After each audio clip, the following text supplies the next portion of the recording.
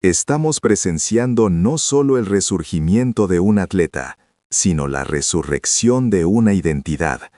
Y si alguien les dice que el béisbol carece de la fibra dramática de otras disciplinas, muéstrenles el video de Shohei Ohtani en el dugout aquel 27 de julio de 2025, el día en que un hombre, tras 749 días de infierno físico y duda existencial, se permitió quebrar el personaje y simplemente llorar.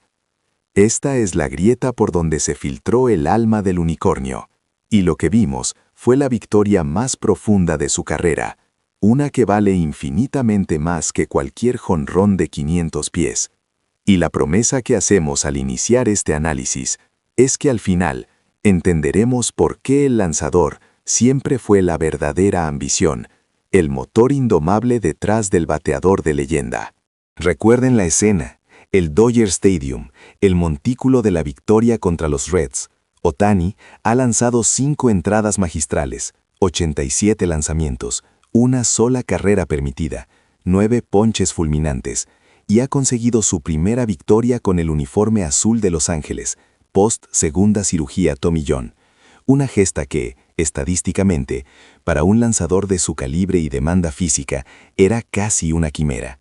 Al bajar al banquillo, la cámara lo capta, el rostro aún inflamado por el esfuerzo, secándose el sudor de la frente. Pero de repente, la sonrisa se tensa, los ojos se humedecen, y esas lágrimas, esos torrentes silenciosos de alivio, se escapan. Mucha gente en redes sociales, la mayoría quizás, simplemente lo vio como la liberación tras una larga rehabilitación. ¡Qué momento tan hermoso!, decían. O el clásico, Dios mío, hasta el robot es humano. Pero permítanme ir más allá de la superficialidad de la emoción viral.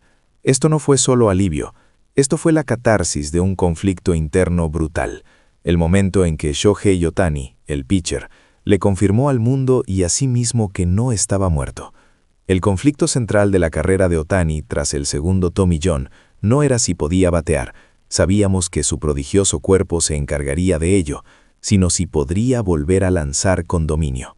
La historia, de hecho, estaba rotundamente en su contra. La tasa de éxito para un regreso efectivo de un lanzador de élite después de la primera TJ se sitúa alrededor del 85%. Pero escuchen bien esta cifra.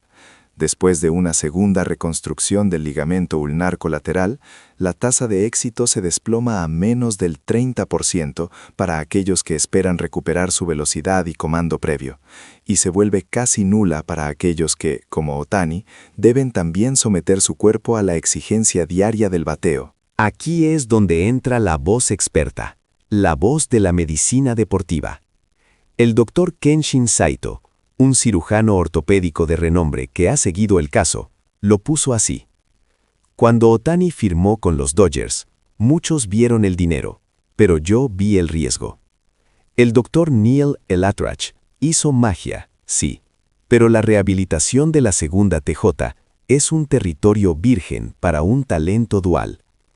Lo que hizo Shohei no es comparable a un jugador que se recupera y se enfoca solo en lanzar. Él está reescribiendo la biología del brazo. Su dominio en ese juego de Reds con 9 ponches y esa recta que superaba las 98 millas por hora no es solo un regreso, es un milagro estadístico que desafía décadas de literatura médica. Ahora debemos abordar la contraargumentación que siempre ha perseguido a Ohtani, esa que argumenta que, dado el riesgo inmenso y su valor incalculable como bateador, debería abandonar el montículo.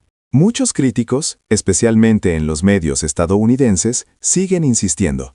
Es el mejor bateador del planeta. Debe dejar de lanzar. ¿Por qué arriesgar $700 millones por un capricho? Pero esa mentalidad ignora la esencia del hombre.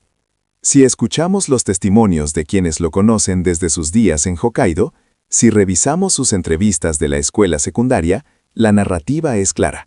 Ohtani se considera, ante todo, un lanzador. El bateo, por muy monstruoso que sea su talento, siempre ha sido secundario, un complemento. Piénsenlo, en una liga donde estrellas como Freddie Freeman o Mookie Betts han tenido carreras dignas del Salón de la Fama sin siquiera soñar con tocar los 40 jonrones en una temporada, Ohtani, el tipo que puede pegar 50, Se autodefine como lanzador. El scout internacional, Luis El Ciego Herrera, con quien tuve la oportunidad de hablar sobre esta dualidad, fue enfático. No entienden que para Ohtani, el acto de lanzar es una necesidad, no una opción. El bateo es su trabajo, lanzar es su arte. El día que le quitas el montículo, le quitas una parte de su alma. Es por eso que cuando consiguió esa victoria, después de 749 días, no eran lágrimas de alivio por el contrato, sino por la confirmación de que su verdadero yo, el pitcher dominante, había sobrevivido a la sierra y el bisturí. Vio a su fantasma regresar a casa. En ese momento, en la tranquilidad forzada del dugout, tras el torbellino del esfuerzo, no estaba pensando en los récords de cuadrangulares o en los contratos de patrocinio. Estaba pensando en la frustración acumulada, en los días eternos de terapia donde cada flexión del codo dolía, en la incertidumbre que carcome la moral de cualquier atleta de élite. ¿Volveré a ser el mismo? La victoria del 27 de julio no fue solo una V en la columna del box score, fue el triunfo definitivo sobre la duda. El clímax no es el ponche final del quinto inning. El clímax es esa lágrima que se desliza por su mejilla, un testimonio mudo de que la agonía de la rehabilitación había valido la pena. Y aquí es donde insertamos un detalle que agrega peso a la narrativa: su control. En el segundo tomillón, no se trata solo de la velocidad, sino de la fatiga.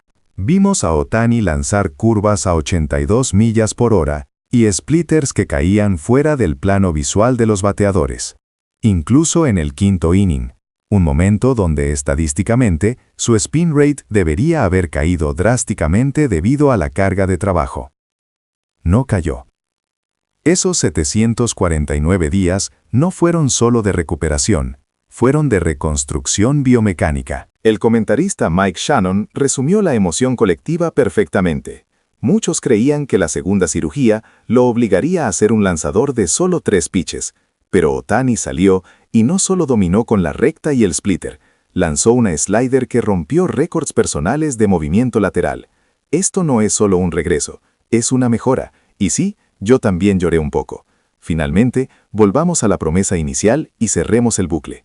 Porque el lanzador siempre fue la verdadera ambición. Porque la fragilidad está en el montículo.